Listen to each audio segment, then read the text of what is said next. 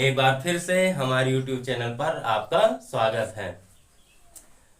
सबसे पहले मैं आप सभी लोगों को धन्यवाद देना चाहूँगा हमारे YouTube चैनल पर विजिट करने के लिए।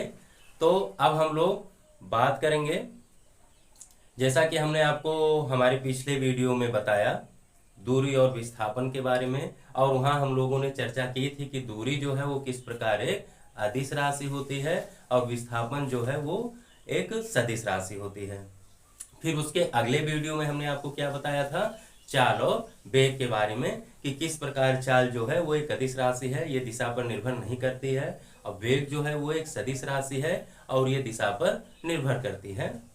तो हमने वहां पर आपको बताया था कि हम अपने अगले वीडियो में द्रव्यमान और भार के बारे में बताएंगे कि द्रव्यमान जो है वो एक अदिश राशि है और ये किस प्रकार दिशा पर निर्भर नहीं करता है, और भार जो है वो एक सदिश राशि होती है और ये किस प्रकार दिशा पर निर्भर करती है।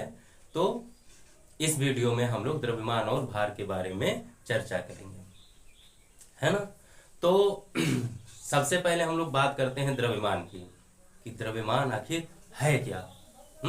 तो सबसे पहले ये जानना जरूरी है कि द्रव्यमान है क्या, उसके बाद हम लोग जानेंगे कि वो अदिश है या सदिश है, उसके लिए दिशा चाहिए या नहीं चाहिए, ये तो बाद की बात है। तो सबसे पहले हमें जानना ये जरूरी है कि द्रव्यमान क्या है। तो द्रव्यमान क्या होता है, इसको हम आपको एकदम आसान तरीके से बता दे रहे हैं कि किसी वस्तु का जो मात्रा होता है या उसकी जो क्वांटिटी है, मात्रा है, वही क्या होता है, उस वस्तु का द्रव्यमान होता है। आई बात समझ में। द्रव्यमान क्या होता है, किसी वस्तु का जो मात्रा होता है वही उस वस्तु का क्या कहलाता है, द्रव्यमान कहलाता है, मास कहलाता है ना।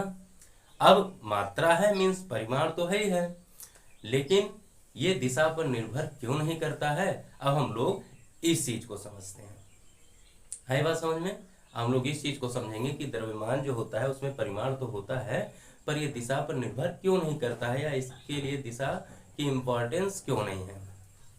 तो हम लोग एक एग्जाम्पल लेते हैं। जैसे मान लेते हैं बोरा।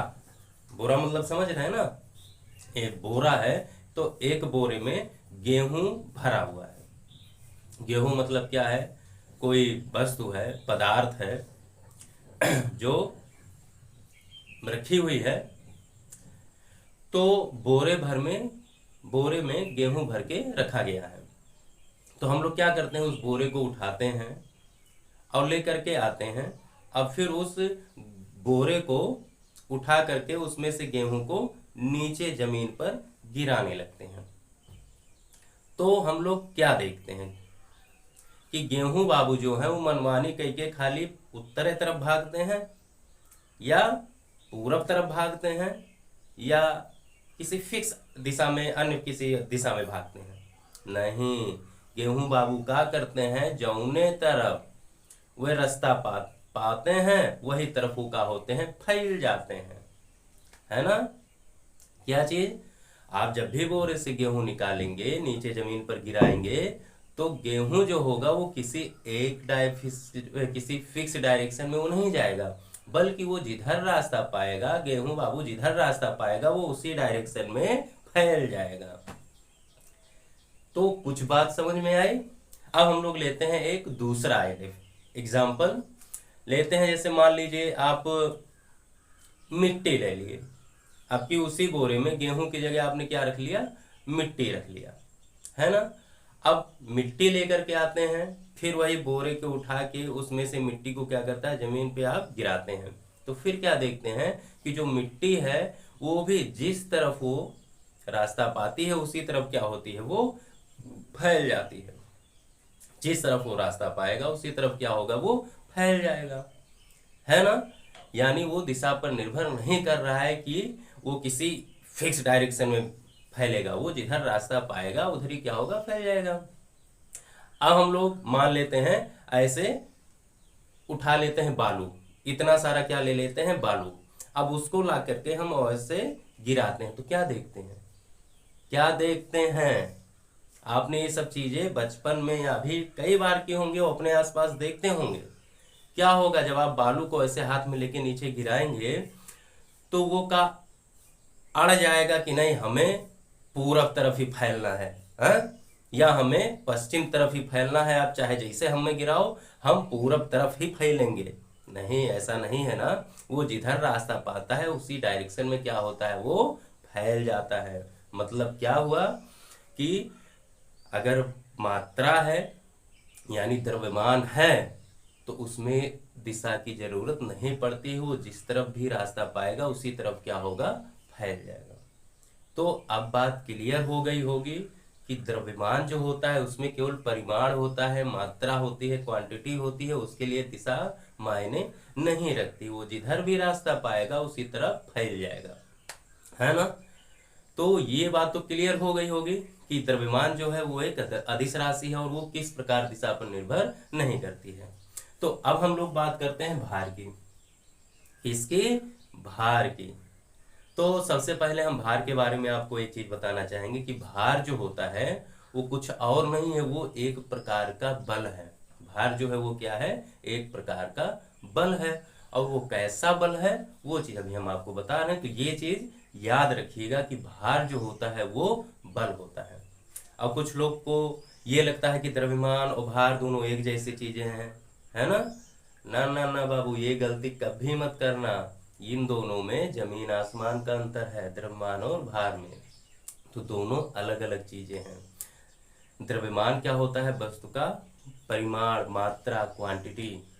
और भार क्या है, बल है। भार क्या है, बल है। तो अब हम बताने चल रहे हैं कि भार बल है और किस प्रकार का बल है। तो ये चीज भी हम लोगों ने छोटी क्लासों में पढ़ी है कि किसी वस्तु द्वारा पृथ्वी के केंद्र की ओर लगाया जाने वाला बल जो होता है वो कहलाता है भार, उस वस्तु का भार। और ये जो बल उत्पन्न होता है, ये जो बल लगता है, ये पृथ्वी के गुरुत्व के कारण लगता है। आई बात समझ में। भार क्या है, किसी वस्तु द्वारा पृथ्वी पर स्थित जितनी भी वस्तुएं हैं वे सभी वस्तुएं क्या करती हैं, पृथ्वी के केंद्र की ओर एक बल लगाती हैं। और ये बल लगता क्यों है, पृथ्वी के गुरुत्व के कारण, है ना। तो पृथ्वी के गुरुत्व के कारण पृथ्वी पर स्थित जितनी भी वस्तुएं हैं वो सभी पृथ्वी के केंद्र की ओर एक बल लगाती हैं और इसी बल को हम लोग क्या कहते हैं, उस वस्तु का भार। अभी जैसे मान लीजिए हम खड़े हैं, है ना, हम खड़े हैं तो हम क्या कर रहे हैं, हम बल लगा रहे हैं। गुरुत्व के कारण हम भी जो हो रहा है वो पृथ्वी पर बल लगा रहे हैं, पृथ्वी के केंद्र की ओर जो बल लगा रहे हैं हम लोग पृथ्वी के केंद्र की ओर हम भी बल लगा रहे हैं, मतलब भार लगा रहे हैं। तो भार क्या होता है, किसी वस्तु के द्वारा गुरुत्व के कारण पृथ्वी के केंद्र की ओर जो लगने वाला बल होता है वही कहलाता है उस वस्तु का भार। क्लियर हुआ।